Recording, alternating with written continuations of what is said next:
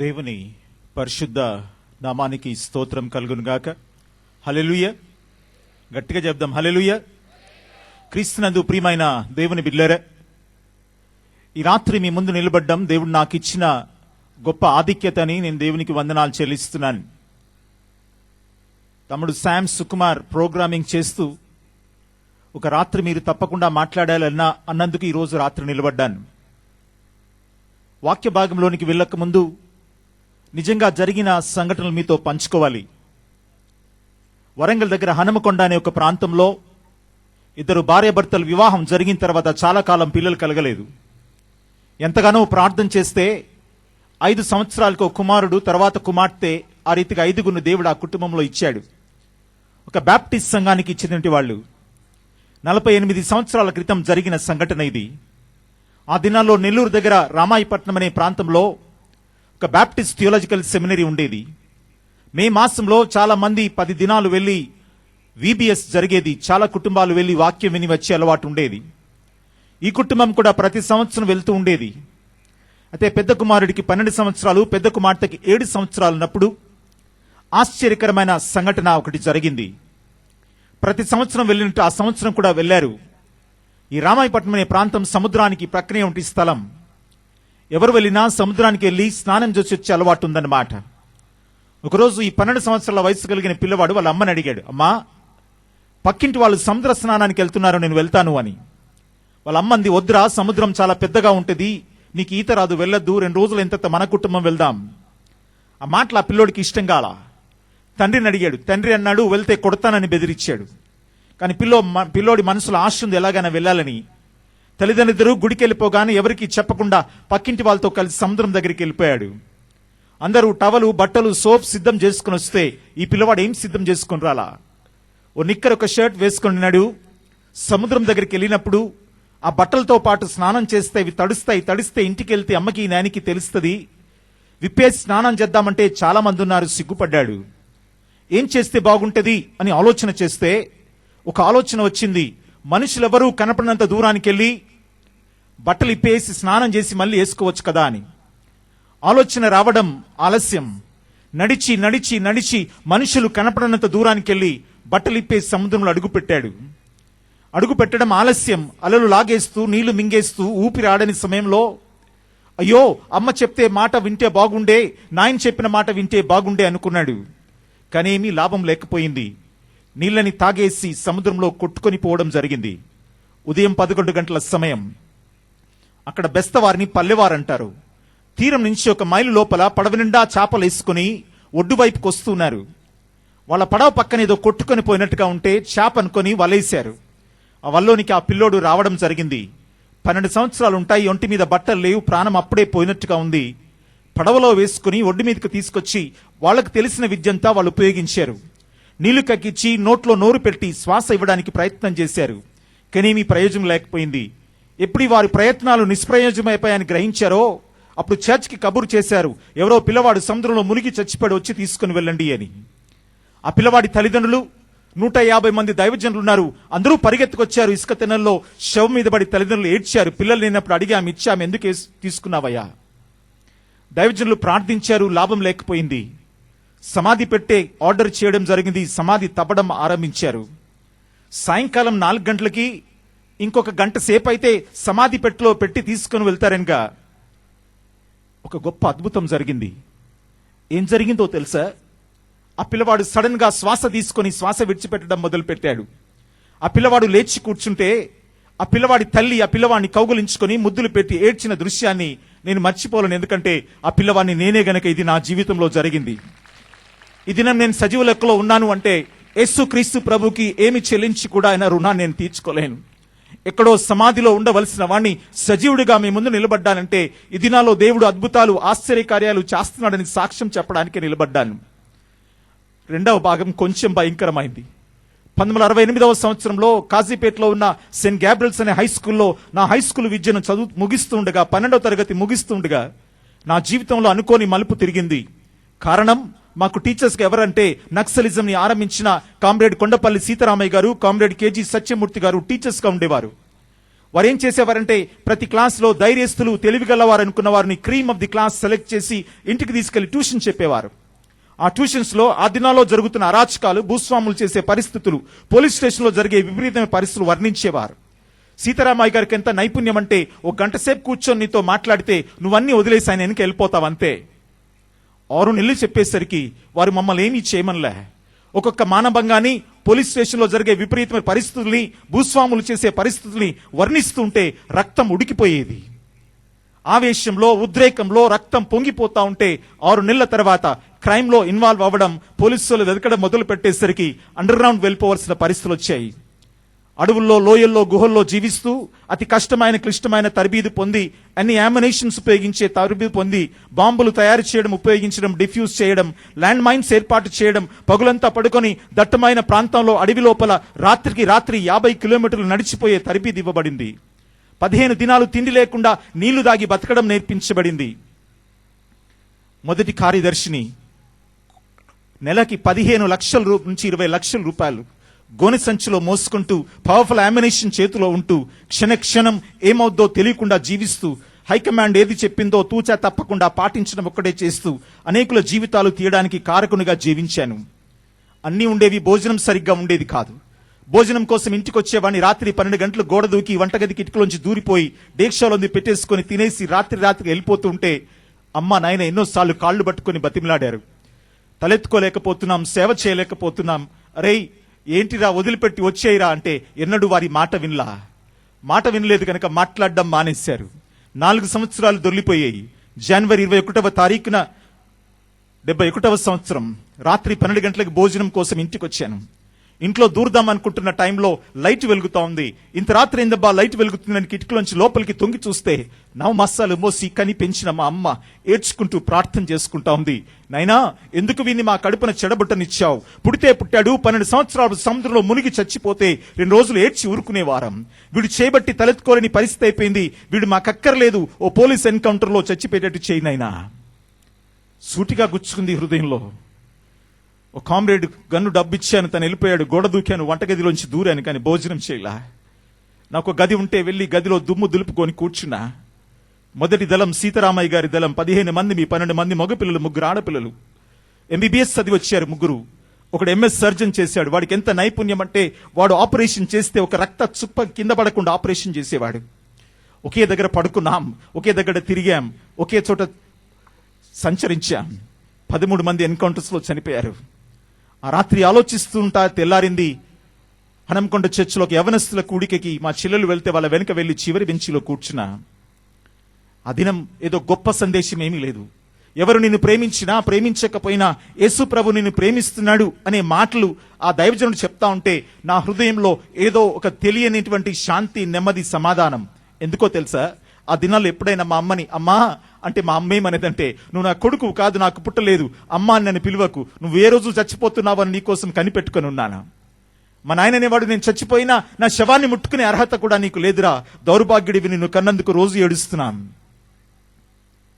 కానీ ఏదో తెలియని అనుభూతి, అనుభవం, ఏదో దొరికిన పట్టు దొరికిన అభయం. మధ్యాహ్నం భోజనం అయిన తర్వాత 2వ సందేశంలో యేసు క్రీస్తు ప్రభు జీవిత చరిత్ర చెప్పి శిరోమరణాన్ని వర్ణించాడంతే. ఎన్నడూ ఏడవని వ్యక్తిని కంటి తడి పెట్టి ఎక్కి ఏడ్చాను. పిలిపించారు ఎవరైనా ప్రభుని అంగీకరిస్తే ముందుకు రండి, ముందుకు వెళ్ళి ఇంటికి వెళ్ళిపోయాను. గదిలో తలిపేసుకొని ఏడుస్తున్నాను. ప్రార్థన చేస్తుంటే కొన్ని గంటల సమయానికి ఒక స్వరం వినపడింది, నా కుమారుడా శామ్యుయల్ దేవబరం అని. ఈ స్వరం 4 సంవత్సరాలను వెంటాడింది. సెంట్రీ డ్యూటీ నాకు వచ్చినప్పుడల్లా, చెట్టు మీదనో కొండ మీదనో కూర్చుని గన్ పట్టుకొని కాపలా కాసే డ్యూటీ నేను చేసినప్పుడల్లా నాకు ఈ స్వరం వినపడేది.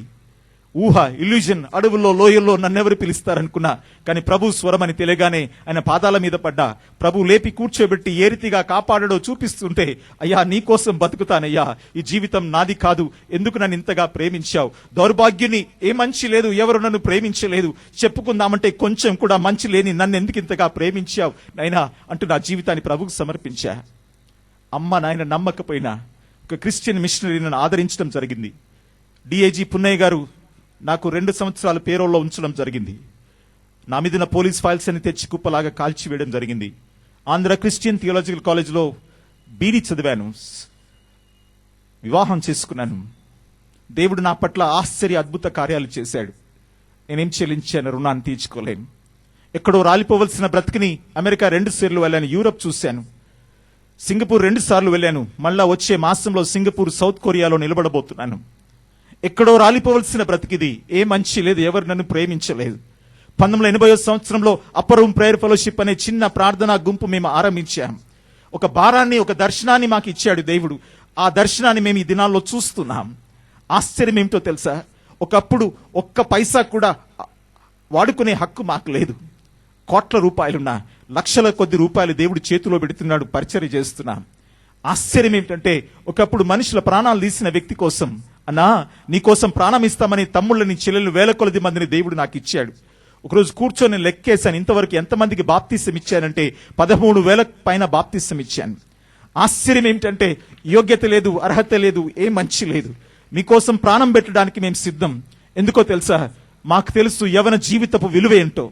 నిజంగా కొన్నిసార్లు ఆ ఇంటర్నేషనల్ కాన్ఫరెన్సెస్ లో నిలబడి మాట్లాడాల్సి వచ్చినప్పుడు, నేను డిగ్రీ వెళ్ళాను కానీ నేను చదవలేదు. న్యూట్రిషన్ అండ్ డైటెటిక్స్ లో నేను పీజీ చదివించారు గవర్నమెంట్ రిహాబిలిటేషన్ పర్పస్ లో. ఉస్మానియా జనరల్ హాస్పిటల్లో ఆహార వైద్య నిపుణునిగా పనిచేశాను. ఆంధ్రప్రదేశ్లో ఏ రాష్ట్రంలో అనేక స్థలాల్లో నిలబడ్డాను. సంవత్సరానికి 200 రోజులు బయటున్నాను, వాక్య పరిచయం చేస్తూ వచ్చాను. అన్నిటికంటే ముఖ్యంగా నేను గొప్ప ప్రసంగికుని కాదు. నేనేంటో తెలుసా? తమ్ముడు, చెల్లి అని బతిమలాడేటువంటి దేవుని పరిశుద్ధాత్మని దేవుడు నాకు ఇచ్చాడు. అన్నిటికంటే అమ్మా నేను ప్రేమిస్తున్నానమ్మా, నాయనా నీకోసం ప్రాణం ఇస్తాను నాయనా అని చెప్పగలిగినటువంటి ఆ ధైర్యాన్ని దేవుడు నాకు ఇచ్చాడు. నేను హిట్ లిస్ట్ లో ఉన్నాను. ఏ దినం నా జీవితం అంతమవుద్దో నాకు తెలీదు. కానీ ఒకటి మట్టుకు సత్యం, గత 30 సంవత్సరాలు యూపీఓ పరిచర్యని దేవుడు కొనసాగించాడు. ఈ యూపీఓ పరిచర్య ద్వారా అనేక మంది జీవితాన్ని దర్శించడానికి, అనేక మంది తమ్ముళ్ళని, చెల్లెల్ని సంపాదించుకోవడానికి, అనేక సంఘాలను బలపరచడానికి, అనేక మంది నాయకుల్ని సిద్ధపరచడానికి, అనేకుల్ని ముఖిగా చూసి నాయనా అమ్మ మేమున్నామని చెప్పడానికి దేవుడు మమ్మల్ని ఎంచుకున్నాడు. నేనేమి చెల్లించి ఆయన రుణాన్ని నేను తీర్చుకోలేను. ఒక చెల్లికి నా స్టోరీ చెప్పాను. ఆ చెల్లి ఒక పాట రాశారు. ఆ పాట నేను పాడిన తర్వాత వాక్య భాగంలోనికి వెళ్ళాలని ఆశపడుతున్నాను. గాలి సముద్రపు అలలకు నేను కొట్టబడి నెట్టబడి ఉండినప్పుడు ఆదరించేనే నీ వాక్యం, లేవనెత్తనే నీ హస్తం.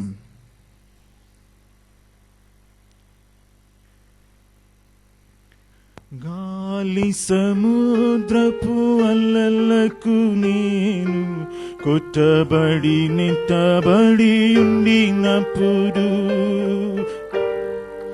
గాలి సముద్రపు అలలకు నేను కొట్టబడి నెట్టబడి ఉండినప్పుడు ఆదరించేనే నీ వాక్యము, లేవనెత్తేనే నీ హస్తము.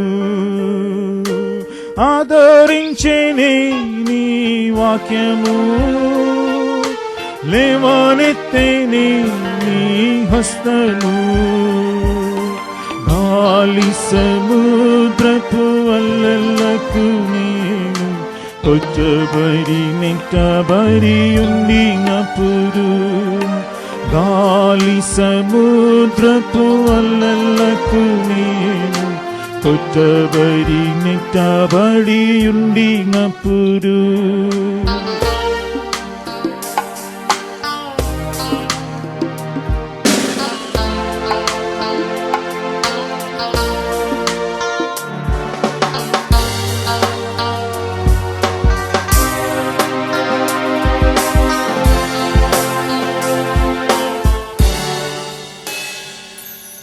శ్రమలలో నీవు నాకు తోడునుంటివి, మొరపెట్టగా నా మొర వింటివి. శ్రమలలో నీవు నాకు తోడునుంటివి, మొరపెట్టగా నా మొర వింటివి. ఆదుకొంటివి, నన్నాదుకొంటివి, నీ కృపలో నన్ను బ్రోచితివి. ఆదుకొంటివి, నన్నాదుకొంటివి, నీ కృపలో నన్ను బ్రోచితివి. గాలి గాలి సముద్రపు అలలకు నేను కొట్టబడి నెట్టబడి ఉండినప్పుడు, గాలి సముద్రపు అలలకు నేను కొట్టబడి నెట్టబడి ఉండినప్పుడు,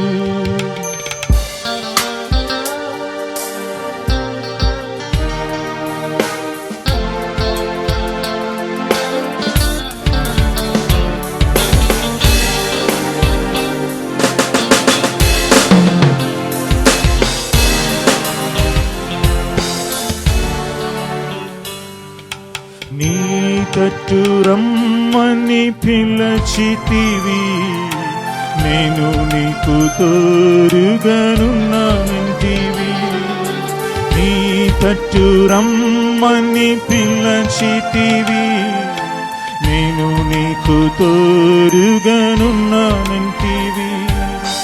నిన్ను నాలో తెలిసి కొంటిని, నీవైనా సర్వమని ఎరిగితిని. నిన్ను నాలో తెలిసి కొంటిని, నీవైనా సర్వమని ఎరిగితిని. గాలి సముద్రపు అలలకు నేను కొట్టబడి నెట్టబడి ఉండినప్పుడు, గాలి సముద్రపు అలలకు నేను కొట్టబడి నెట్టబడి ఉండినప్పుడు, ఆదరించేనే నీ వాక్యము, లేవనెత్తేనే నీ హస్తము. ఆదరించేనే నీ వాక్యము, లేవనెత్తేనే నీ హస్తము.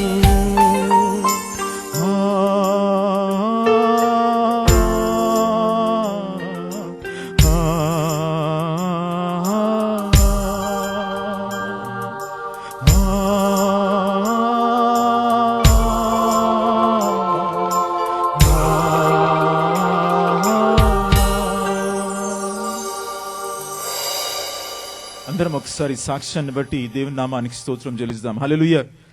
క్రీస్తునందు ప్రియమైన బిడ్డలారా, నేను గొప్ప ప్రసంగికుని కాదు. నేను చెప్పదలుచుకున్న మాట ఒక్కటే, మేము మిమ్మల్ని ప్రేమిస్తున్నాం. ఎంతగా ప్రేమిస్తామంటే ప్రాణం అడిగితే ఇచ్చేస్తాం. కారణం, దేవుడు మా కోసం ప్రాణం పెట్టాడు గనుక. 2 సంవత్సరాల క్రితం నేను మెడ్రాస్ వెళ్ళాను. ఒక బ్యాప్టిస్ట్ చర్చ్లో రివైవల్ మీటింగ్స్లో మాట్లాడుతూ ఉంటే ముందు కూర్చున్న ఒక వ్యక్తిని చూస్తూ వచ్చాను. ఆయన ముఖంలో ఎంత విచారం, ఎంత దిగులు ఉందంటే, మీటింగ్ అయిన తర్వాత పలకరిద్దాం అనుకుంటే పాస్టర్ గారు నాకు పరిచయం చేశారు. మెడ్రాస్ అపోలో హాస్పిటల్లో గ్యాస్ట్రో ఎంట్రాలజీ సర్జన్, అంటే కడుపు సంబంధమైన ఆపరేషన్ చేసే వైద్య నిపుణుడు అన్నమాట. నేను అడిగాను, డాక్టర్ గారు ఏంటి మీ ముఖంలో ఇంత విచారం అని. అన్న మాట ఏంటో తెలుసా? పాస్టర్ గారు, నా జీవితంలో జరిగింది ఎవరి జీవితంలో జరగకూడదండి అన్నాను.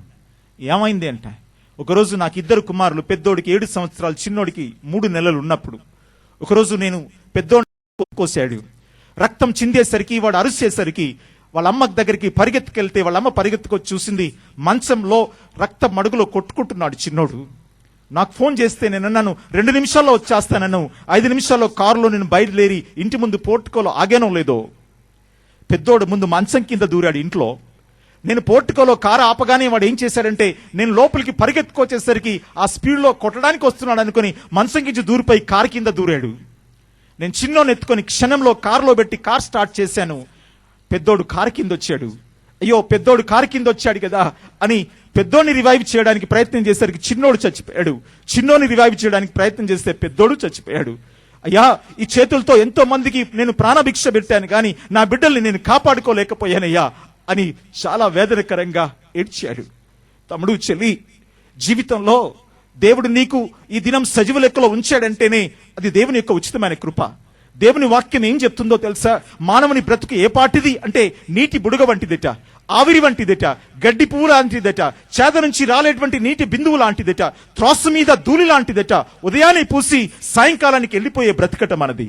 కానీ ఈ బ్రతుకు మీద దేవునికి అపారమైనటువంటి ప్రేమ ఎందుకో తెలుసా? నిన్ను ఎందుకు ఈ రిట్రీట్కి తీసుకొచ్చాడో తెలుసా? దేవుని ప్రేమలో నీకు ఒక స్థానం ఉన్నది గనుక, దేవుని ప్రణాళికలో దేవుడు నీ పట్ల ఒక ఆశ్చర్య కార్యం చేయాలనుకున్నాడు గనుక, దేవుని చిత్తంలో నీ పట్ల ఉన్న ఆయన చిత్తాన్ని నీకు చూపించాలనుకున్నాడు గనుక దేవుడు మనల్ని సమకూర్చాడన్న సంగతి నేను గట్టిగా నమ్ముతున్నాను. దేవునికి అందరం ఒక్కసారి స్తోత్రం చెల్లిద్దాం. హల్లెలూయా. క్రీస్తునందు ప్రియమైన బిడ్డలారా, ఈ రాత్రి నాకున్న సమయంలో ఒక వాక్య భాగాన్ని మీ ముందు పెట్టాలని నేను ఆశపడ్డాను. నిర్గమకాండం 3వ అధ్యాయం. దయచేసి వాక్య భాగం ఉన్నవారు, చూడగలిగిన వారందరూ కూడా చూడాలని ప్రత్యేకంగా మనవి చేస్తున్నాను. నిర్గమకాండం 3వ అధ్యాయం 1వ వచనం నుంచి కొన్ని వచనాలు నేను చదువుతున్నాను, జాగ్రత్తగా గమనిస్తాం. నిర్గమకాండం 3వ అధ్యాయం మొదటి 5 వచనాలు. మోషే మిద్యాను యాజకుడైన ఇత్రో అను తన మామ మందను మేపుచు ఆ మందను అరణ్యం అవతలకు తోలుకొని దేవుని పర్వతమైన హోరేబునకు వచ్చెను. ఒక పొద నడిమిని అగ్నిజ్వాలలతో యెహోవా దూత అతనికి ప్రత్యక్షమాయెను. అతడు చూచినప్పుడు అగ్ని ఆ పొద మండుచుండెను గాని ఆ పొద కాలిపోలేదు. అప్పుడు మోషే ఆ పొద ఎలా కాలిపోలేదో నేను ఆ తట్టు వెళ్ళి ఈ గొప్ప వింత చూచదని అనుకొనేను. దానిని చూసినకు అతడు ఆ తట్టు వచ్చుట యెహోవా చూచెను. దేవుడు ఆ పొద నడుమ నుండి మోషే మోషే అని అతన్ని పిలిచెను. అందుకు అతడు చిత్తము ప్రభువా అనెను. అందుకు ఆయన దగ్గరకు రావద్దు, నీ పాదము నుండి నీ చెప్పులు విడువుము, నీవు నిలిచి ఉన్న స్థలము పరిశుద్ధ ప్రదేశము అనెను.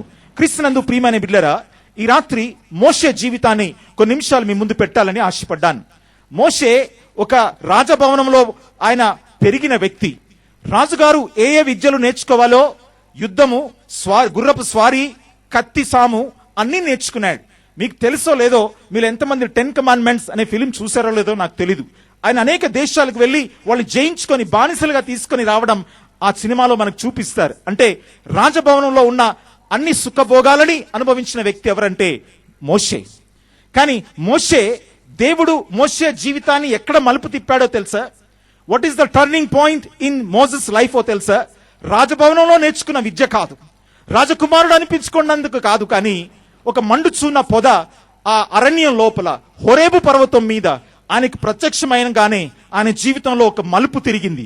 There was a turning point in his life when he has seen a burning bush in the Mount Horeb. క్రీస్తునందు ప్రియమైన బిడ్డలారా, నీ జీవితంలో ఎప్పుడైనా దేవుణ్ణి ముఖాముఖిగా చూసావా? ఆ పొదలోంచి దేవుడు అంటున్న మాట, మోషే మోషే నీవు నిలిచిన పరిశుద్ధమైనటువంటి స్థలం ఇది, నీ పాదాల నుంచి చెప్పులు విడిచిపెట్టు అంటున్నాడు. క్రీస్తునందు ప్రియమైన బిడ్డలారా, జీవితంలో గతం ఏదైనా కావచ్చు, నీ జీవితంలో ఇంతకు ముందు జీవితం ఎలా అయినా జీవించుండొచ్చు, కానీ దేవునితో ముఖాముఖిగా అనుభవం కలిగిన ఏ వ్యక్తి జీవితంలో అయినా దేవుడు కోరుకునే మొట్టమొదటిది ఏంటో తెలుసా? పవిత్రత, పరిశుద్ధత. నీ పాదాల నుంచి చెప్పులు విడిచిపెట్టు అంటే పరిశుద్ధమైన స్థలం అంటే అర్థం ఏంటో తెలుసా? దేవుణ్ణి గౌరవించడం నేర్చుకోవాలి. పరిశుద్ధంగా నిజంగా మనం ఒకవేళ మీరు పాలస్తీన్కి వెళ్తే అక్కడ డస్టీ రోడ్స్, ఇప్పటికీ డస్టీ రోడ్సే ఉంటాయి. వాళ్ళ చెప్పులకి ఎంత మట్టి అంటుద్దంటే, ఎంత దుమ్ము అంటుద్దంటే, ప్రతి ఒక్క ఇంటి దగ్గర బయట ఏముంటదంటే, కానా వివాహంలో మీరు జ్ఞాపకం చేసుకుంటే 6 రాతి బాణాలు బయట ఉంచారు. ఎందుకో తెలుసా? యూదుల శుద్ధీకరణ ఆచారం కోసమట. అంటే ఇంటికి వచ్చిన ప్రతి ఒక్కరికి పాదాలు కడగడం వాళ్ళ అలవాటు అనగా, ఇంట్లోకి వచ్చినా పాదాలు కడుగుతారు, గుడికి వెళ్ళినా పాదాలు కడుగుతారు. కారణం, దుమ్ము తీసుకొని దేవుని సన్నిధికి వెళ్ళడానికి వీలు లేదన్నమాట. దుమ్ము ధూళి తీసుకొని, చెడు తీసుకొని దేవుని సన్నిధికి వెళ్ళడానికి వీలు లేదన్నమాట. క్రీస్తునందు ప్రియమైన బిడ్డలారా, నీ జీవితంలో దేవుణ్ణి ముఖాముఖిగా ఎప్పుడైనా చూసావా? చూస్తే నీ జీవితంలో నీకు పరితాపం, పశ్చాత్తాపం కలిగిందా? యెషయా అంటాడు 6వ అధ్యాయంలో, పరిశుద్ధుడు పరిశుద్ధుడు పరిశుద్ధుడు అని దేవదూతలు దేవుని స్తుతిస్తూ ఉంటే యెషయా అన్న మాట ఏంటో తెలుసా? అయ్యో, అపవిత్రమైన పెదవులు కలిగిన వాణ్ణి, అపవిత్రమైన జనుల మధ్య నివాసం చేస్తున్న వాణ్ణి నశించాను నాయన. తమ్ముడు, చెల్లి, దేవుడు దేన్నైనా భరిస్తాడు కానీ పాపాన్ని భరించలేడు. ఎందుకో తెలుసా? పాపం కోసం శిక్ష అనుభవించాడు కనుక, పాపం కోసం ఒక ఎర్రని రక్తపు వచ్చి మాంసం ముద్దలాగా వేలాడాడు గనుక. నేను సాధారణంగా జరిగిన సంఘటనలు చెప్తా ఉంటాను. హైదరాబాద్ లో సెక్రటరియట్ లో ఆఫీసర్ ఇంట్లో జరిగిన సంగతి. వాళ్ళ ఇంట్లో ఫ్రిడ్జ్, టీవీ, వాషింగ్ మిషన్ ఇలాంటి మోడర్న్ ఎక్విప్మెంట్స్ అన్ని ఉన్నాయి. ఒకరోజు వాడికి పెద్దోడికి 4 సంవత్సరాలు ఉండగా రెండవసారి ఆమె 9 మాసాలు మోసి వాళ్ళ తల్లి మరొక కుమారుని కన్నది. తండ్రి చెప్పాడు, అరే నీకు తమ్ముడు పుట్టాడురా, స్కూల్ నుంచి రాగానే యూనిఫామ్ మార్చుకొని ఉండు అంటే వీడు స్కూల్ నుంచి వచ్చి యూనిఫామ్ మార్చుకొని తండ్రి చేయబట్టుకుని హాస్పిటల్కి వెళ్ళాడు. వెళ్తే వాళ్ళమ్మ ఒక మంచం మీద పడుకొని ఉంది. పక్కనే ఒక ఉయ్యాల తట్టు ఉంటే ఆ ఉయ్యాల తట్టులో నల్లగా, బక్కపలచగా, చిన్నగా ఒకడు ఉన్నాడనమాట. వీడు పెద్దోడు, తెల్లగా, బొద్దుగా, చక్కగా ఉంటాడు. వీడు అడిగాడు, డాడీ తమ్ముడు పుట్టాడు కదా ఏడి అన్నాడు. వీడేరా నీ తమ్ముడు అన్నాడు. వీడా? చూడు నేను ఇంత తెల్లగున్నాను, వీడేది ఇంత నల్లగున్నాడు అన్నాడు. వాళ్ళ తండ్రి క్యాజువల్గా అన్న మాట ఏంటో తెలుసా? ఏం పర్వాలేదురా, మన వాషింగ్ మిషన్లో వేస్తే తెల్లగా అవుతారా అని క్యాజువల్గా చెప్పిన మాట. 2 నెలలు అయింది. తల్లి బయటకు వెళ్తే తమ్ముడిని జాగ్రత్తగా చూడరాటి వీడు ఏం చేశాడు తెలుసా? తలుపులు దగ్గరేసి వాషింగ్ మిషన్ మూత తీసి నీళ్ళేసి సర్ఫేసి తమ్ముని లోపల పెట్టి మూత పెట్టి స్విచ్ ఆన్ చేశాడు. 10 నిమిషాలైన తల్లి వచ్చింది. వచ్చి చూస్తే ఉయ్యాల తొట్టి ఖాళీగా కనపడింది. అడిగింది, ఏడిరా తమ్ముడు అంటే, ఉండమ్మా తెల్లగా చేస్తున్నా అన్నాడు. ఏం చేసావురా అంటే, వాషింగ్ మిషన్ వేసానమ్మా. తల్లి పరిగెత్తుకొని వెళ్ళి స్విచ్ ఆఫ్ చేసి మూత తీసి చూస్తే లోపల పసిపిల్లవాడు కాదు, రక్తం పచ్చి మాంసం ముద్దుంది. ఒక అన్నకి తమ్ముడి రంగు గురించి అంత బాధ అయితే నిన్ను కలుగ చేసిన దేవుడు నీ పాప జీవితాన్ని గురించి ఎంత బాధపడతాడో ఎప్పుడైనా ఆలోచించావా? దేవుణ్ణి ముఖాముఖిగా చూసిన ప్రతి ఒక్క వ్యక్తి జీవితంలో జరిగేది ఏంటో తెలుసా? తమ పాపాలు ఒప్పుకునే స్థితి. నాకు తెలుసు తమ్ముడు, చెల్లి, నేను 30 సంవత్సరాల నుంచి మీతో సన్నిహితంగా ఒక్కొక్కరి జీవితాలు నేను చూస్తా ఉన్నా.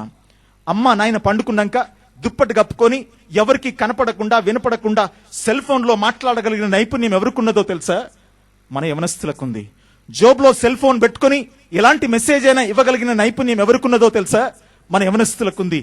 ఇంటర్నెట్కి వెళ్ళిపోయి అమ్మా ఈమెయిల్స్ చూస్తామమ్మా అని చెప్పి ఇంటర్నెట్కి వెళ్ళి ప్రోనోగ్రఫీ చూసేటువంటి నైపుణ్యం ఎవరికున్నదో తెలుసా? మన యవనస్తులకుంది. నిజంగా తెల్లగా బొద్దుగా చక్కగా ఎవరైనా కనబడితే చాలు, అమ్మాయి అయినా పర్వాలా అబ్బాయి అయినా పర్వాలా, నా కోసమే పుట్టాడు నా కోసమే పుట్టింది అనుకొని ఆ అమ్మాయి వెంటబడ్డం కంటే భయంకరమైన పాపం మరొకటి లేదు. ఎప్పుడైనా ఆలోచించావా? తమ్ముడు, చెల్లి, కనపడ్డ ప్రతి ఒక్కరి వైపు ఆకర్షించబడ్డం. నేను అంటాను, నిజంగా నా భార్యతో నేను కూడా నన్ను దినాల్లో ఏమనండి, నిన్ను ప్రేమిస్తున్నాను అని. ఆమె కూడా అంది, నేను నిన్ను ప్రేమిస్తున్నాను అని. పెళ్ళయి 36 సంవత్సరాలు అయింది. ఒకరోజు సీరియస్గా కూర్చొని అనుకుంటున్నాం, అసలు ప్రేమించింది లేదు, ఒట్టిది లేదు, అంతొట్టిది, ఇచ్చింది లేదు, పుచ్చుకున్నది లేదు. హృదయాలు ఇచ్చేస్తాం అనుకుంటున్నాం, పుచ్చుకుంటాం అంటున్నాం. నేను అంటున్నా, మనవి చేస్తున్నా, అసలు ఇచ్చేది లేదు, పుచ్చుకునేది ఏమీ లేదు. బైబిల్ ఏం చెప్తుందో తెలుసా? ఘోరమైన వ్యాధి కలిగింది ఏంటో తెలుసా? హృదయమే. మోసకరమైంది ఏంటో తెలుసా? హృదయమే. రాతి లాంటి హృదయాన్ని తీసి మాంస హృదయాన్ని ఇస్తానంటున్నాడు. కానీ ప్రభు ఒక మాట అంటాడు, హృదయం అనేది తలుపు దగ్గర నిలబడి తడుతున్నా, ఎవరైనా తీస్తే నేను వచ్చి వారితో కలిసి భోజనం చేస్తా అంటున్నాడు. నీ జీవితంలో ఎప్పుడైనా ఈ అనుభవంలోనికి వచ్చావా? ఈ ముఖాముఖి అనుభవంలోనికి వచ్చావా? నీ జీవితంలో ఎప్పుడైనా ఇలాంటి మలుపు తిరిగిందా? నేను మనం చేస్తున్నా, దేవుడి ముఖ సన్నిధికి వచ్చినప్పుడు నీ పాపాలు ఒప్పుకునే స్థితి నీ జీవితంలో జరిగిందా? అమ్మా, ఘోరమైన పాపం చేయకపోవచ్చమ్మా. నేనంటాను, దేవునికి ఇవ్వవలసిన మహిమ దేవునికి ఇవ్వకపోతే, ప్రార్థించవలసిన రీతిగా ప్రార్థించకపోతే, వాక్యానికి ఇవ్వవలసిన స్థానం ఇవ్వకపోతే, దేవునికి నీ జీవితంలో ఇవ్వవలసిన స్థానం ఇవ్వకపోతే అది పాపం. ఆజ్ఞాతిక్రమమే పాపం. నిజంగా కొన్నిసార్లు తల్లిదండ్రులకి ఇవ్వవలసిన గౌరవాన్ని, తల్లిదండ్రులకి ఇవ్వవలసిన ప్రేమని ఇవ్వకపోతే కూడా పాపమే. నాకు తెలుసు కొంతమంది చెల్లెళ్ళు తమ్ముళ్ళు ఇక్కడ ఉన్నారు, చదువుకోని తల్లిదండ్రుల్ని ఎంత భయంకరంగా హీనంగా చూస్తారంటే, ఏంటమ్మా నువ్వేం చదువుకున్నావమ్మా, కంప్యూటర్ తెలుసా నీకు, నీకేం తెలీదు, నోరు మూసుకో అని అమ్మని నాయని అనే తమ్ముళ్ళు చెల్లెలు ఈ రాత్రి ఇక్కడ ఉన్నారు. నేను మనవి చేసి అడుగుతున్నా, అది పాపం అమ్మా. దేవుని వాక్యం ఏం చెప్తుందంటే, నీ తల్లిని తండ్రిని సన్మానిస్తే నువ్వేమవుతావట? దీర్ఘాయుష్మంతురాలు అవుతావట, దీర్ఘాయుష్మంతుడు అవుతావట. ఎప్పుడైనా ఎవరైనా కష్టపెట్టావా? నేను ఒక్కటే అంటాను, ఒకరోజు నా కుమార్తె, ఏ కుమార్తెను చెప్పను, వాళ్ళ అమ్మని ఏదో తిట్టిందట. సీరియస్గా పిలిచాను, ఏ అమ్మ మీ అమ్మని ఏదో తిట్టావట అంటే, అదంటది అన్నమాట నిజమే, కానీ ఇంత బాధపడుతుంది అనుకోవాలా. సీరియస్గా వాళ్ళ అమ్మ దగ్గరికి వెళ్ళిపోయి సారీ మమ్మీ అంది. ఒక్కసారి అయిపోయింది అంతే. దాన్ని కూర్చోబెట్టి నేనేం చెప్పానో తెలుసా? అమ్మా, నీ జీవితంలో నువ్వు ఏదైతే విత్తుతావో అదే కోస్తావని దేవుని వాక్యం చెప్తా ఉంది. నువ్వు దేంతో కొలుస్తావో దాంతోనే నీకు కొలవబడుతుందని దేవుని వాక్యం చెప్తా ఉంది. మీ అమ్మని నువ్వు ఒక్కసారి తిడితే రేపు నీకు పుట్టబోయే పిల్లల్ని 2 సార్లు తిడతారు బిడ్డ అన్న. అంతేనా డాడీ అంది. ఖచ్చితంగా అంతే అవుతుందని చూడని చెప్పాను నేను. తమ్ముడు, చెల్లి, ఎవరిని దూషించకు, ఎవరిని అనకు. అమ్మని నాయన్ని నిజంగా కొన్నిసార్లు ఎంత హీనంగా మాట్లాడే పిల్లలు నేను చూశానంటే, నాకు తెలుసు. ఇక్కడున్నాడు ఒక తమ్ముడు, వాళ్ళ అమ్మని కొట్టాడు చేత్తో తీసుకొని. ఎవడిచ్చాడు నీకు అధికారం? అది పాపం కాదా? తల్లిదండ్రులకి కన్నీరు పెట్టే కుమారులు కుమార్తెలు లేరా? అది పాపం కాదా? పెద్దలకి లోబడకుండా ఇష్టం వచ్చినట్టు గర్వంగా జీవించి జీవితాన్ని నాశనం చేసుకుంటున్న వాళ్ళు లేరా? త్రాగుడు, జూదం, నిజంగా ఈ దినాల్లో డ్రగ్స్, ఆల్కహాల్, మేము ఏం తినాం, గుట్కా మట్టుకు తింటాం అంటే అది పాపం కాదా? నేను అంటాను, అసలు గుడికి టైంకి వెళ్తారో లేదో నాకు తెలియదు. నన్ను ఒక చర్చి పిలిచారు, 9 గంటల 2 నిమిషాలకి వెళ్ళాను, తలుపేసేశారు. నేను అనుకున్నా నేనే ఫస్ట్ అని క్యూలో నిలబడితే పాస్టర్ గారు వచ్చి బయటికి తీసుకెళ్లారు. వాళ్ళ చర్చ్ 9 గంటల కంటే 9 గంటలకు చర్చ్ తలుపులు వేసేస్తారట. దేవునికి ఇవ్వవలసిన స్థానం ఇస్తావా? మండుచున్న పొదలో దేవుడు పిలిచి మోషే మోషే అనే మాట ఏంటో తెలుసా? మొట్టమొదటి మాట ఏంటో తెలుసా? ఈ స్థలం పరిశుద్ధమైన ప్రదేశం, నీ పాదాల నుంచి చెప్పులు విడిచిపెట్టాయి, గౌరవించడం నేర్చుకో, నాకు ఇవ్వవలసిన మహిమ నాకు రావాలి. క్రీస్తునందు ప్రియమైన బిడ్డలారా, నీ జీవితంలో ఏది పాపమో నీకు తెలుసు బాగా, నేను చెప్పక్కర్లా. కానీ బ్రతిమలాడి అడుగుతున్నా, మా పాపం చేసి దాచిపెట్టువాడు వర్ధిల్లడు అని దేవుని వాక్యం చెప్తా ఉంది. తమ్ముడు, చెల్లి, నీ పాదాలు పట్టుకొని బ్రతిమలాడి అడుగుతున్నా. ఎందుకో తెలుసా? ఒకప్పుడు జీవితపు విలువ తెలియకుండా నా ఇష్టానుసారంగా జీవించాను. కానీ ప్రభులోనికి వచ్చిన తర్వాత ప్రభువుని ముఖాముఖిగా ఆయన పాదాల దగ్గర కూర్చుని ఆయన ముఖాన్ని ఎన్నోసార్లు చూశాను. కానీ ఎప్పుడు నాకు ప్రభు ముఖంలో ఒక్కరోజు కూడా సంతోషం కనపడలేదమ్మా. ఆయన కన్నులో ఎప్పుడూ కన్నీరే. నిజంగా ఆయన కంటిని దేంతోని పోల్చారు పరమగీతముల గ్రంథంలో అంటే గువ్వ నేత్రాల వంటి నేత్రాలు కలిగిన వాడు అన్నారు. గువ్వ నేత్రాలు మీరు ఎప్పుడైనా చూసారో లేదో ఈసారి గమనించి చూడండి. గువ్వ నేత్రాలు గాని పావురపు నేత్రాలు గాని నీరు ఒగిసలాడుతూ ఉంటుంది. జాలి, దయ, కరుణ నిజంగా ఆ పక్షి కళ్ళలో ఉన్నట్టుగా ఏ పక్షి కళ్ళలో ఉండదమ్మా.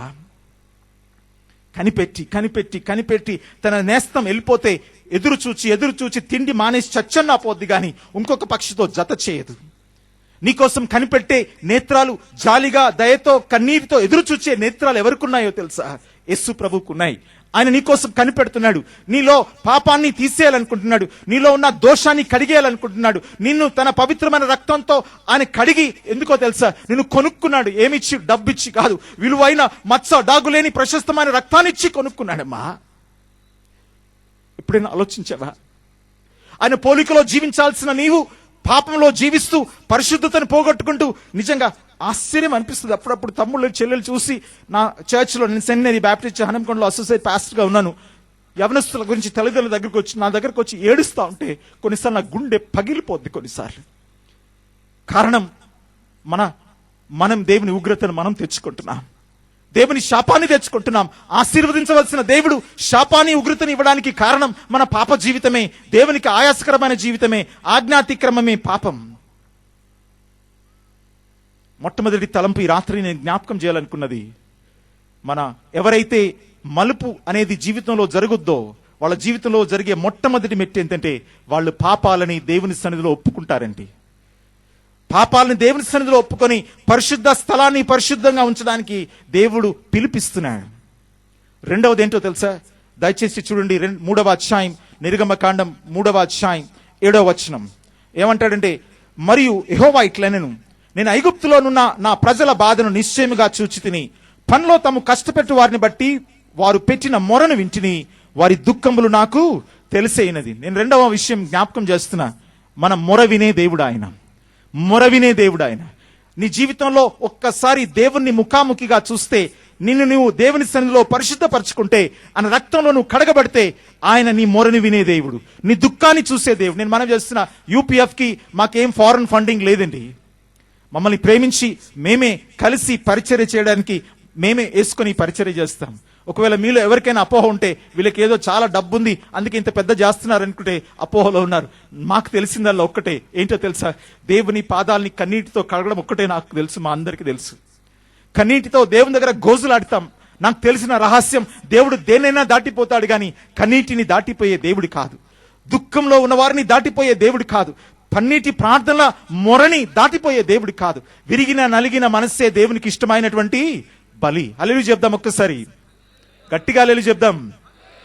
క్రీస్తునందు ప్రియమైన బిడ్డలారా, ఈ రాత్రి నేను మీకు చెప్పదలుచుకున్నది ఒకటే, ఎవరి జీవితంలో మలుపు దొరుకుద్దో వారి జీవితంలో ఉన్న రెండవ లక్షణం ఏమై ఉండాలి అంటే, దేవుని కన్నీటితో ఆయన పాదాలు కడిగి ఉండాలి.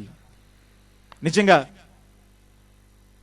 ఒక స్త్రీ వచ్చి కన్నీటితో ఆయన పాదాలు కడిగి తన తల వెంట్రుకలో తుడిస్తే ప్రభు వాళ్ళతో ఏమన్నాడో తెలుసా? ఆమె విస్తారమైన పాపములు క్షమించబడ్డాయి అన్నాడు. తమ్ముడు, చెల్లి, నీ జీవితంలో నా జీవితంలో మర్చిపోలేని సంఘటన జ్ఞాపకం చేస్తాను. వికారాబాద్ హైదరాబాద్ అవతల 200-300 మందికి బాప్తిసం ఇచ్చాను. అక్కడ ఒకరికి బాప్తిసం ఇస్తే వారు ఏమన్నారంటే, అయ్యగారండి ఒకసారి ఇంటికి వచ్చి ప్రార్థన చేసిపోమన్నారు. ఇంటికి వెళ్ళానండి. ఒక పూరి గుడిస, వసారా ఉంది, వసారాలో ఒక నులక మంచం ఉంది, నులక మంచం మీద బక్కపల్చగా తెల్లటి శరీరం మీద నల్లటి మచ్చలు ఒక ఆమె పడుకొని ఉంది. నేను అడిగాను, ఎవరు ఈమెన్నా? నా భార్య అయ్యా అన్నాడు. ఏంటి మరి ఆ తెల్లటి శరీరం మీద నల్లటి మచ్చలు ఏంటన్నా? అయ్యా, యేసు ప్రభుని అంగీకరించక నేను బాగా తాగేవాడినయ్యా, తాగిన మైకంలో నేనే సిగరెట్తో అలా కాల్చానయ్యా అన్నాడు. మా మాటలు విని లేచి కూర్చుంది.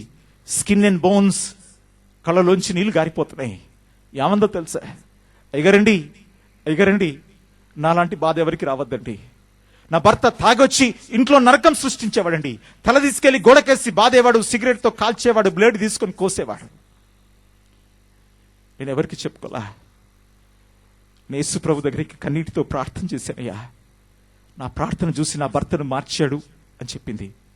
ఇంతలో 12-13 సంవత్సరాలను ఒక అమ్మాయి ఇంట్లోంచి బయటకు వచ్చింది. ఆ పాపకి ఒకటే కన్నుంది.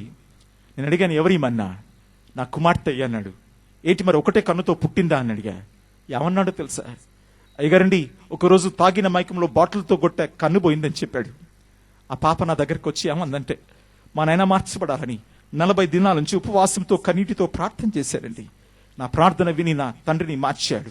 అమ్మా, దుఃఖాన్ని దాటిపోయే దేవుడు కాదమ్మా, మొరను వినకుండా పోయే దేవుడు కాదమ్మా. బాధని, కష్టాలని, ఇశ్రాయేలు ప్రజల్ని ఐగుప్తులో పడుతున్న కష్టాలని, బాధల్ని అంటున్నాడు ప్రభు. నేను చూచాను అంటున్నాడు. నిజంగా నీ జీవితంలో ఒక్కసారి పరిశుద్ధతలోనికి నువ్వు రాగలిగితే, దేవుణ్ణి మండుచున్న పొదలో ఎలా ప్రత్యక్షమయ్యాడో, ఆయన ఎలా పరిశుద్ధపరచుకున్నాడో, రెండవది దేవుడు చెప్తున్న మాట, మనకి జ్ఞాపకం చేస్తున్న మాట, దేవుడు దేనైనా దాటిపోతాడు గాని విరిగి నలిగిన మనస్సుని దాటిపోయే దేవుడు కాదు. దుఃఖంలో ఉన్న వారిని దాటిపోయే దేవుడు కాదు. కన్నీటి ప్రార్థనని వదిలిపెట్టిపోయే దేవుడు కాదమ్మా. నన్ను అంటారు చాలా మంది, ఎందుకన్నా అంత భారంతో చెప్తావనా, ఎందుకన్నా ఏడ్చుకుంటూ చెప్తావనా? నేను ఒక్కటే అంటాను, బైబిల్ ఒక మాట ఉంది, కన్నీటితో విత్తడి వారు చెప్పండి సంతోషంతో పంట కోస్తారు. అనుభవం. ఎందుకో తెలుసా? కొంతమంది చెల్లెళ్ళు, తమ్ముళ్ళు చెప్తా ఉంటే, అన్నా పలాని రోజు మీ సాక్ష్యం విన్నాం, పలాని రోజు మీ వాక్యం విన్నాం, అన్న నా జీవితంలో పలాని మార్పు జరిగిందంటే అంతకంటే గొప్ప సంతోషం లేదమ్మా. మీరు మాకు ఇవ్వాల్సిన బహుమానం ఏమీ లేదు తెలుసా? కన్నీటితో ప్రార్థన చేయడం నేర్చుకోండి. మేము అలా 30 సంవత్సరాల క్రితం ఆరంభించాం, 4-5 ఆరంభించాం. ఈ దినాల్లో దేవుడు ఇంతగా మమ్మల్ని దీవించాడు. నిజంగా మేము ఎవరి దగ్గరికి వెళ్ళి డబ్బు అడగం, కన్నీటితో మోకరించి ప్రార్థన చేస్తూ ఉంటాం. నిజంగా మీటింగ్ టైంకి ఎప్పుడు బిఫోర్ మాకు ఎప్పుడు డబ్బు లేదు. ఎప్పుడు మా ట్రెజరర్ అంటాడు, ఏ డబ్బు లేవన్నా, పైసలు లేవన్నా, ఎలా ఆరంభిస్తారన్నా అంటే నేను అంటాను, మనకున్నది ఒక్కటే, మనకున్న అస్త్రం ఒక్కటే. ఏంటా అస్త్రం? కన్నీటితో దేవుని పాదాలు కడగడం. నిజంగా నీ జీవితంలో అనుభవంలోనికి వచ్చి చూడు, నీ జీవితంలో ఏదైతే సమస్య ఉందో, ఏదైతే ఇరుకుందో, ఏదైతే ఇబ్బంది ఉందో, జీవితంలో నువ్వు దేనికోసం ఆశపడుతున్నావో, అనేక సంవత్సరాలు దేవుని కోసం అడుగుతున్నావో, దానికి కొంచెం కన్నీరు పెట్టి ప్రార్థన చేసి చూడు. దేవుడు నీకు ఇవ్వకపోతే నేను దానికి ఉత్తరవాదిని. తమ్ముడు, చెల్లి, అప్పుడప్పుడు ఆ ఇంటర్నేషనల్ కాన్ఫరెన్స్లో నిలబడి మాట్లాడాల్సి వస్తే ఇంగ్లీష్, ఒక్క నిమిషం ఏడ్చేవాడిని. ఎందుకో తెలుసా? ఎక్కడి నుంచి తీసుకొచ్చి నువ్వు ఎక్కడ నిలబెడతావు నాయన? దేవుడు ఆశ్చర్యకరుడు. నాకున్న ఒక్క లక్షణం ఏంటో తెలుసా? కన్నీటితో అయినా పాదాలు కడుగుతాను, కన్నీటితో వాక్యం వెతుకుతాను, అంతే. కన్నీటితో ప్రార్థన చేస్తాను. కారణం ఏంటంటే కన్నీటి ప్రార్థనని దేవుడు దాటిపోయే దేవుడు కాదమ్మా. కృష్ణందు ప్రియమైన దేవుని బిడ్డలారా, ఈ రాత్రి చాలా అంశాలు చెప్పాలనుకున్నాను కానీ సమయం లేదు కనుక నేను ముగిస్తాను. మరొక అంశం చెప్పి నేను ముగిస్తాను. దయచేసి గమనిస్తారా? 3వ అధ్యాయం, నిర్గమకాండం 3వ అధ్యాయం, దయచేసి 14వ వచనం లేక 13వ వచనం, 12 నుంచి చదువుతాను. ఆయన నిశ్చయముగా నేను నీకు తోడయుందును, నేను నిన్ను పంపితున్నట్టుకు ఇది నీకు సూచన. నీవు ఆ ప్రజలను ఐగుప్తులో నుండి తోడుకొని వచ్చిన తరువాత మీరు ఈ పర్వతం మీద దేవుని సేవించదరను. మోషే, చిత్తగించుము, నేను ఇశ్రాయేలు యొద్దకు వెళ్ళి వారిని చూచి మీ పితరుల దేవుడు మీ యొద్దకు నన్ను పంపనని వారితో చెప్పగా, వారు ఆయన పేరేమని అడిగిన ఎడల వారితో నేనేమి చెప్పవాలని దేవుడిని అడిగాను. అందుకు దేవుడు, నేను ఉన్నవాడను అనువాడనై ఉన్నాను అని చెప్పాను, మోషేతో చెప్పాను. 3వది, ఉన్నవాడు అనువాడు. దేవుడు మలుపు తిప్పిన ప్రతి ఒక్క వ్యక్తికి చెప్పే పేరేంటో తెలుసా? ఉన్నవాడు అనువాడు. గట్టిగా చెప్తారు ఒకసారి హల్లెలూయా. ఏంటి అలా అయిపోయారు మీరు? నిద్రపోతున్నారా? లేదు కదా. ఎలా అయిపోయారంటే, వరంగల్లో గమ్మత్తైన సంఘటన జరిగింది, మీకు తెలుసా? చాలా సంవత్సరాల క్రితం లేండి. ఆవిడకు లాటరీలో 10 లక్షల రూపాయల టికెట్ వచ్చిందట. వాడికి గుండె జబ్బట. సడన్ గా టికెట్ వచ్చిందని చెప్పితే వాడు ఎక్కడ గుండాగి చచ్చిపోతాడని ఆ లాటరీ కంపెనీ వాళ్ళకి ట్రీట్మెంట్ ఇచ్చే డాక్టర్కి చెప్పారట, అయ్యా పలాని వ్యక్తికి 10 లక్షలు వచ్చింది, మీరు ఎలా చెప్తారో మాకు తెలియదు అంటే, డాక్టర్ అన్నాడు, నేను చూసుకుంటా పో అన్నాడట. ఆ లాటరీ టికెట్ కొన్న వ్యక్తి దగ్గరికి పోయి అడిగాడు, నువ్వు ఎప్పుడైనా లాటరీ టికెట్ కొన్నావా అంటే కొన్నానండి అన్నాడు. ఒకవేళ 5,000 రూపాయలు నీకు ప్రైజ్ వస్తే ఏం చేస్తావు అన్నాడు. ఏం చేస్తానంటే కొత్త సైకిల్ 2 సైకిల్ కొనుక్కొని నా పిల్లలకి ఇద్దరికి ఇచ్చేస్తానండి అన్నాడు. 10,000 వస్తే ఏం చేస్తావు అన్నాడు. నా స్కూటర్ రిపేర్ చేసుకుంటానండి అన్నాడు. 20,000 వస్తే ఏం చేస్తావు అన్నాడు. కొత్త స్కూటర్ కొనుక్కుంటానండి అన్నాడు.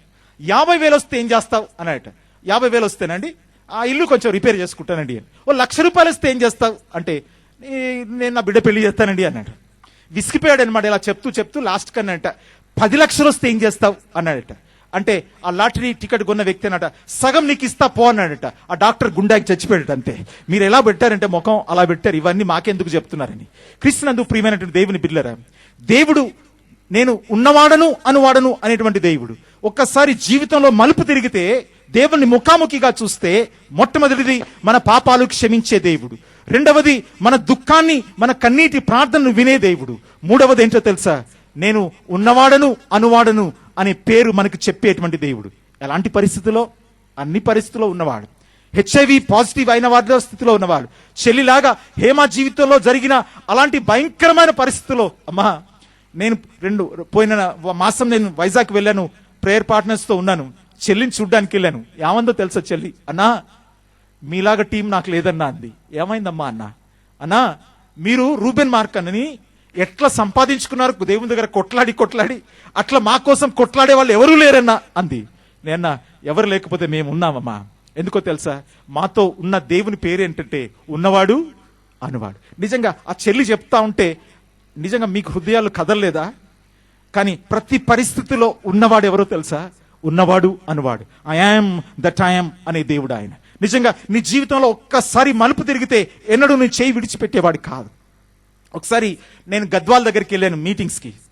ఆ దినంలో వ్యాన్ ఉండేది, ఒక్కడనే వెళ్ళాను. రాత్రి 12 అయింది మీటింగ్ అయ్యేసరికి. భోంచేసి బయలుదేరుతుంటే పాస్టర్ గారు పెద్దలు అన్నారు, అయ్యగారండి అనవసరంగా వెళ్ళకండి, రాత్రి యాక్సిడెంట్లు అవుతాయి, నేషనల్ హైవే అండి అన్నాడు. నేను దేవుడు నాతో ఉన్నాడండి, నేను సీరియస్గా కార్ స్టార్ట్ చేశాను, వచ్చేసాను. రోడ్డు మీద వచ్చాను. 3 గంటలకు అయింది. 4 గంటలు అవుతుంటే నిద్ర వస్తుంది. 2 సార్లు 3 సార్లు గురకబెట్టి నిద్రపోయాను. రోడ్డు మీద పక్కకు ఆపితే కార్ నిద్ర రాట్లా, వచ్చిపోయే వాహనాల స్పీడ్కి కార్ కదిలిపోతుంది, నిద్ర రాట్లా. ఏమన్నా కానీ నడుచుకున్నా. దాదాపు 10 మినిట్స్ నిద్రపోయాను ఒక్కొక్కసారి. పొద్దునే ఇంటి దగ్గరికి వచ్చాను. కారు ఇంకా దిగనే లేదు. నేను ఇంకా తలుపు ఇవతల తీయలేం లేదు. అవతలతో ఆటోమేటిక్గా దానికి అదే తెరుచుకుంది. చూస్తే ఎవరో ఒక ముసుకేసుకున్న వ్యక్తి కారులోంచి కింద అడుగు పెడుతుంటే ముసుగు కనబడతా ఉంది. దిగేసి నా ముందు నుంచి నడిచేసి వెళ్ళిపోతా ఉంటే అలా కారులో కూర్చుంటూ ఏడ్చుకుంటూ పోయాను. నేను అనుకున్నా, నేను ఒంటరిగా ప్రయాణం చేస్తున్నాని. మన ప్రయాణంలో ఉన్నవాడు అనువాడు మనతో ఉన్నాడు. నిజంగా నమ్మిన వారు గట్టిగా హల్లెలూయా చెప్దాం ఒకసారి. క్రీస్తునందు ప్రియమైన బిడ్డలారా, దేవుడు ఎన్నడూ తన బిడ్డల్ని విడిచిపెట్టి కాదు. నీ జీవితంలో ఒకవేళ టర్నింగ్ పాయింట్ జరిగితే నీ జీవితంలో చేయి విడిచిపెట్టే దేవుడు కాదమ్మా. నాకు బాగా గుర్తు, చెల్లపల్లి అని మచిలీపట్నం పక్కనే ఒక ప్లేస్కి నేను మీటింగ్కి వెళ్ళాను. 5 దినాల కూడికలు, 5-6 వేల మంది ఉంటారు, వాక్య పరిచర్య చేస్తున్నా. మమ్మల్ని గెస్ట్ రూమ్ లో పెట్టారు. అక్కడే పక్కన గెస్ట్ రూమ్స్ కట్టారు. నా రూమ్ లో ఒక అమ్మాయి పనిచేస్తా ఉంది. 22 సంవత్సరాలు ఉంటాయి. అర్థమైపోయింది కమ్మోళ్ళ అమ్మాయి అని. వేసుకున్న డ్రెస్సు, మాట తీరు అలాగుంది. నేను అనుకున్నా, ఇంత యవనస్త్రాలను ఎందుకు పెట్టారు ఇక్కడ అని మనసులో అనుకున్నా. నాతో ఉదయం ఒక్క మాట మాట్లాడలా, అన్ని ఏర్పాట్లు చేసింది, బ్రేక్ఫాస్ట్ పెట్టింది. నేను వెళ్ళి నా సాక్ష్యాన్ని చెప్పి ఫస్ట్ వాక్య పరిచర్య చేశాను. మధ్యాహ్నం ఇంటికొచ్చి భోజనం పెడుతూ సీరియస్గా నాతో అంది ఒక మాట, అయ్యగారండి మీతో ఒక విషయం చెప్పాలండి. చెప్పమ్మా అన్నా. ఏమందో తెలుసా, నేను హెచ్ఐవి పాజిటివ్ పేషెంట్ అండి అని. అయ్యో నీకెలా వచ్చిందమ్మా అన్న. పోయిన సంవత్సరం నా భర్త చనిపోయారండి. 2 సంవత్సరాల క్రితం ఈ పెళ్ళయింది. చచ్చిపోయాడు. ఎందుకని చూస్తే హెచ్ఐవి పాజిటివ్తో చచ్చిపోయాడు. నాకు చూస్తే హెచ్ఐవి పాజిటివ్ అన్నారు. అమ్మ నాయన ఇంట్లోంచి గెంటేశారండి. రోడ్డు మీద వెళ్తుంటే పాస్టర్ గారు కనపడి, అమ్మా రా నా గుడిలో ఉండని, గుడిలో నేను బతుకుతున్నా, రోజు మరణానికి దగ్గర అయిపోతున్నానండి అంది. నాకెందుకో ఆ చెల్లి ముఖం చూడగానే నాకు ఒక్క మాట చెప్పా, అమ్మా ఎవరు ఉన్నా ఉండకపోయినా మనతో ఉన్నవాడు అనువాడు ఉన్నాడమ్మా అని చెప్పా. ఆ రాత్రి నేను ఇంకో దైవజనుడు ఉన్నాం ఆ మీటింగ్స్ లో స్పీకర్స్ గా. రాత్రంతా ఇద్దరం ఉపవాసం ఉండి దేవుని దగ్గర గోజులాడామండి. మీటింగ్స్ అయిపోయాయి. అక్కడ ఎలాగంటే చివరి రోజు అందరూ సాక్ష్యాలు చెప్తా ఉంటారు. ఈ చెల్లి కూడా స్టేజ్ మీదకి వచ్చి సాక్ష్యం చెప్తా ఉంది. ఏమని సాక్ష్యం చెప్తుందంటే, పొద్దునే పిఎస్సికి వెళ్ళి టెస్ట్ చేసుకొని వచ్చిందట. వాళ్ళు చెప్పారట ఆమెకి హెచ్ఐవి ఇన్ఫెక్షన్ లేదని చెప్పారట. హల్లెలూయా హల్లెలూయా చెప్పండి ఒకసారి. నేను అంటున్నాను, ఉన్నవాడు అనువాడు అనేది భయంకరమైన పరిస్థితిలో ఉన్నవాడు ఆయన. ఒక్కసారి నీ జీవితంలో దేవుణ్ణి ముఖాముఖిగా చూడగలిగితే నీ జీవితంలో ఆయన నీతో పాటు ఉండేటువంటి వాడు. ఉన్నవాడును అనువాడును పేరు చెప్పిన దేవుడు ఎవరిని విడిచిపెట్టేవాడు కాదు. మోషేకి అంటున్నాడు, నేను నీకు తోడై ఉంటానయ్యా, నువ్వు వెళ్లాల్సిందే, వాళ్ళ దుఃఖం, వాళ్ళ బాధ, వాళ్ళ కష్టం నేను చూచానయ్యా. అయ్యా పరిశుద్ధపరచుకో, ఇది పరిశుద్ధమైన స్థలం, నీ పాదాలకున్న చెప్పులు విడిచిపెట్టు. తమ్ముడు చెల్లి, ముగిస్తాను. 3 విషయాలు చెప్పాను. మొట్టమొదటిది, దేవుణ్ణి ఎదుర్కోగానే, నీ జీవితంలో మలుపు తిరగగానే నీ పాపాలు దేవుని సన్నిధిలో ఒప్పేసుకోవాలి. అలా ఒప్పుకుంటే నువ్వు దీవించబడతావు, ఆశీర్వదించబడతావు. రెండవది, కన్నీటితో ప్రార్థన చేయి. దేవుడు నీకు ఇవ్వకుండా ఏది ఉండడమ్మా. అమ్మా, నా జీవితంలో చిన్నప్పుడు 8 కిలోమీటర్లు నడిచొచ్చాను రా స్కూల్కి. ఎప్పుడు కొత్త బట్టలు వేసుకోలేదమ్మా, ఎప్పుడు టెక్స్ట్ బుక్ కొనుక్కోలేదమ్మా. నాకు ఆశ్చర్యం అనిపిస్తుంది, దేవుడు ఎందుకు అంతగానో ప్రేమించాడో నాకు తెలియదు, ఎందుకు నా మీద దేవునికి ఇంత అభిమానమో నాకు తెలియదు. నేను ఏ మంచి వాడిని కాదు, కొంచెం కూడా మంచి అన్నది నా జీవితంలో లేదు. ఏ చెప్పుకుందామంటే ఏ మంచి స్థితి లేదు. కానీ దేవుడు ఎన్నడూ నన్ను విడిచిపెట్టలేదు. నేను ఎప్పుడు దేవుని పాదాల దగ్గర కూర్చొని ఏమంటానో తెలుసా, ఎందుకు నాయన నా మీద నీకు ఇంత ప్రేమ? ఏం చూశావు నాయన నా లోపల? ఈర్ష, పగ, ద్వేషం, అసూయ అన్ని నా జీవితంలో ఉన్నాయి. అయ్యా, అనేకుల జీవితాలు తీయడానికి కారకుని, నా ద్వారా అనేక కుటుంబాలు నాశనమయ్యాయా. ఎందుకయ్యా నా మీద నీకు ఇంత ప్రేమ? ప్రభు అనే మాట ఏంటో తెలుసా, శామ్, నేను నిన్ను ప్రేమించాను, నీకోసం ప్రాణం పెట్టాను. గత రాత్రి చెప్పాను, నేను నిజంగా నా జీవితంలో అలా అనకూడదని నాకు తెలియదమ్మా. ప్రభులోకి మొదట వచ్చిన దినాల్లో ప్రభును పదే బతిమలాడాను. ఏమని తెలుసా, ఒక్కసారి నాకు నీ సిలువ దృశ్యం చూపించిన ఆయన అని.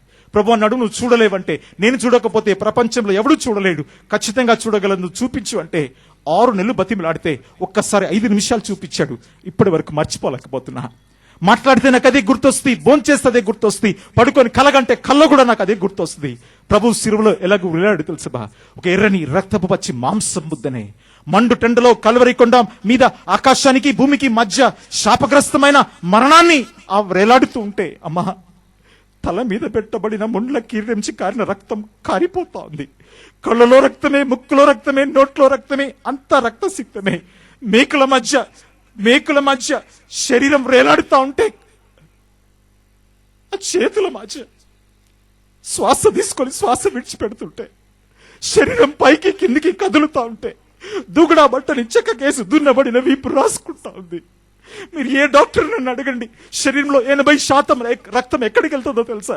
80% రక్తం తలకి వెళ్తుంది. ఈ తల మీద వెళ్ళిన రక్తం అంతా ముండ్ల కీరించి కారిపోతూనే ఉంది. కొళ్ళేంటో, నోరేంటో, ముక్కేంటో, చెవులేంటో కనపడకుండా ఓ రక్తపు పచ్చి మాంసం ముద్దకు ప్రాణం పెడితే ఎలాగ వేలాడుతున్నాడు. అలా వేలాడుతుంటే ప్రభు వైపు చూసి నేను అడిగా, ఎందుకు ఇంత శిక్ష అనుభవించాను నాయనా అంటే, ప్రభు అన్న మాట ఏంటో తెలుసా, నువ్వు పొందవలసిన శిక్ష నేను పొందాను, నువ్వు ఉండవలసిన చోటు నేనున్నాను, నీకోసం నేను ప్రాణం పెట్టాను, నేను నీకోసం ఏమైనా చేస్తాను. మన కోసం ప్రాణం పెట్టిన దేవుడు నీకోసం, నా కోసం ఏమైనా చేయడానికి ఇష్టపడుతున్నాడు. నీ జీవితంలో ఆ మలుపు అనేది జరిగిందా? దేవుని ముఖాముఖిగా చూసావా? మండుచున్న పొదలో దేవుని చూసిన మోషే జీవితంలో ఒక మలుపు తిరిగిందమ్మా. అంతకు ముందున్న జీవితం దొంగతనంగా పారిపోయి వచ్చాడు, పాతి పెట్టాడు, చంపేసి పాతి పెట్టినటువంటి మోషే దేవుడు వదిలిపెట్టలా.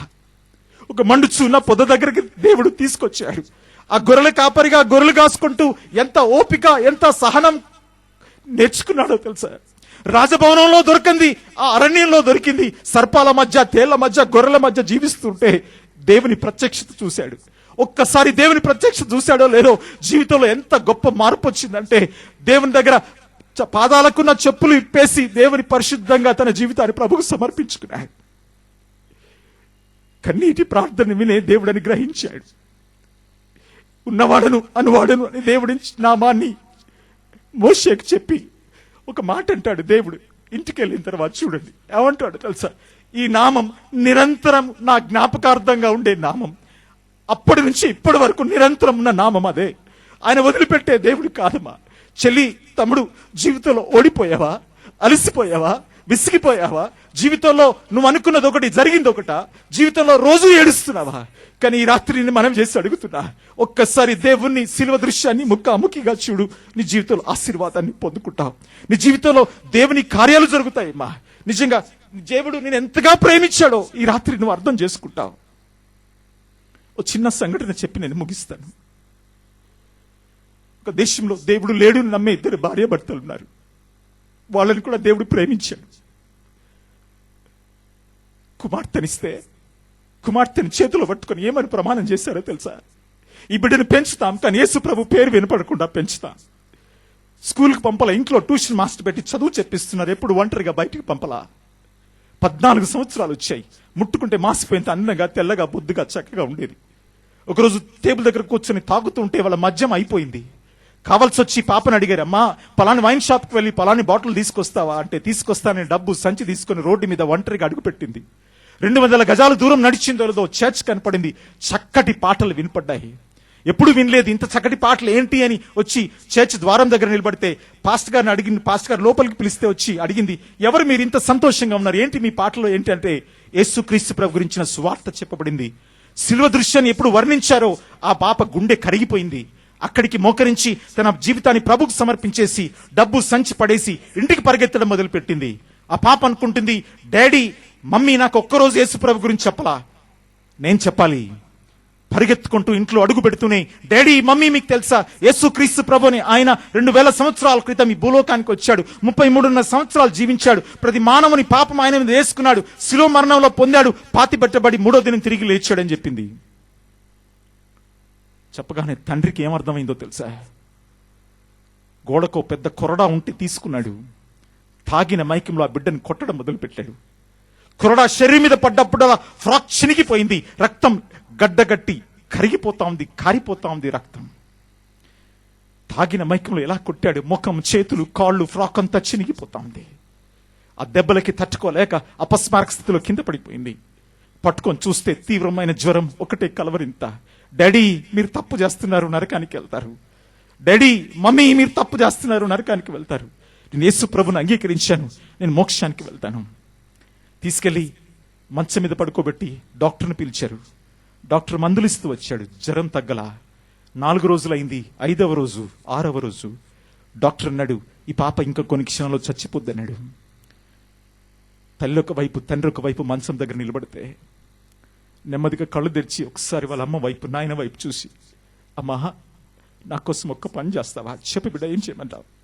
డాడీ నన్ను కొట్టిన రోజు ఫ్రాక్ ఉందా? ఉందమ్మా. ఫ్రాక్ అంతా చినిగిపోయింది, రక్తం గడ్డగట్టి ఎండిపోయింది. ఉతకడానికి టైం లేక అలా పెట్టానమ్మా. ఒక్కసారి ఆ ఫ్రాక్ తీసుకొస్తావా? ఒకసారి కత్తెర తీసుకురామ్మా అంటే, తల్లి అడిగింది ఎందుకంటే తీసుకురా చెప్తా. రక్తం గడ్డగట్టి ఎండిపోయి చినిగిపోయిన ఫ్రాక్. కత్తెర తీసుకొస్తే ఆ ఫ్రాక్ చేతిలో తీసుకుంది.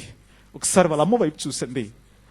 అమ్మా డాడీ వైపు చూసింది. డాడీ నేను ఇంకా కొన్ని క్షణాల్లో ఆ ఫ్రాక్ ముక్క చేతిలో తీసుకొని తన రక్తం ఎక్కడ గడ్డ కట్టిందో ఒక చిన్న ఫ్రాక్ ముక్క కత్తిరించి రక్తం గడ్డగట్టిన ముక్క చేతిలో పట్టుకొని వాళ్ళ వైపు చూసి ఒక మాట అంది, అమ్మా నాయనా ఇంకొక కొన్ని క్షణాల్లో ఇక్కడ కళ్ళు మూసుకుంటా.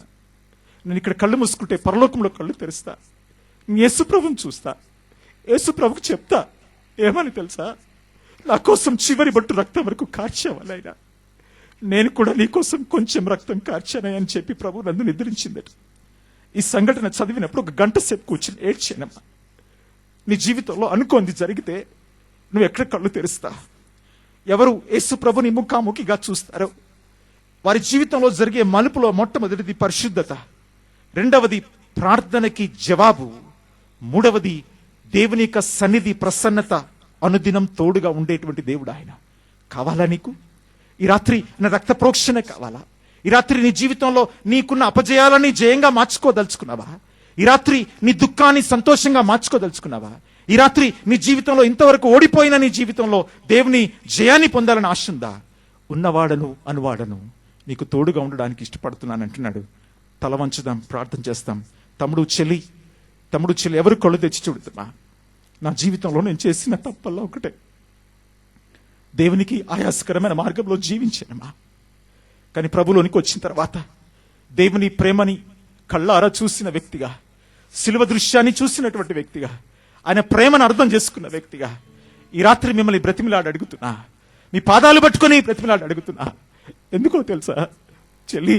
ఓడిపోతున్నావు చెల్లి, జీవితాన్ని నాశనం చేసుకుంటున్నావు చెల్లి, తమ్ముడు తమ్ముడు దేవునికి దూరం అయిపోతున్నావు తమ్ముడు.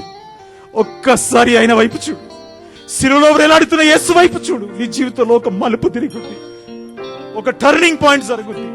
తమ్ముడు చెల్లి, ఈ రాత్రి నీ పాదాలు పట్టుకొని బ్రతిమలాడి అడుగుతున్నానమ్మా, మాకు డబ్బుండి ఈ రిట్రీట్ చేయట్లేదమ్మా. అమ్మా అమ్మా, ఉపవాసం ఉండి దానికి వచ్చే ఖర్చు ఇచ్చిన బిడ్డలున్నారమ్మా. చంటి బిడ్డలు అమ్మా, చంటి బిడ్డలు పాకెట్ మనీ ఇస్తే గురుగులు వేసుకొని, అన్నా ఎదుగో మీ యవనస్తుల రిట్రీట్కి తీసుకెళ్ళండి అన్నా అని మాకు ఇచ్చిన చంటి బిడ్డలు ఉన్నారమ్మా. కారణం దేవుని ప్రేమమ్మా. దేవుని ప్రేమ మిమ్మల్ని బలవంతం చేయట్లేదా? ఒక్కసారి యేసు వైపు చూడు, ఆయన ప్రేమని ఆలోచించి ఈ రాత్రి తీర్మానం చేయి, నా జీవితంలో ఒక టర్నింగ్ పాయింట్ ఉండాలన్నా. ఆ పవిత్రమైన పరిశుద్ధమైన పాపాలు ఒప్పుకునే స్థితి నాకు ఈ రాత్రి దేవుడు ఇచ్చాడు అన్నా. కన్నీటి ప్రార్థనను దాటిపోయే దేవుడు కాదని గ్రహించాడన్నా. ఉన్నవాడను అనువాడనని చెప్పిన దేవుడు ఈ రాత్రి మన మధ్య ఉన్నాడని నమ్ముతున్నానని నమ్ముతావా?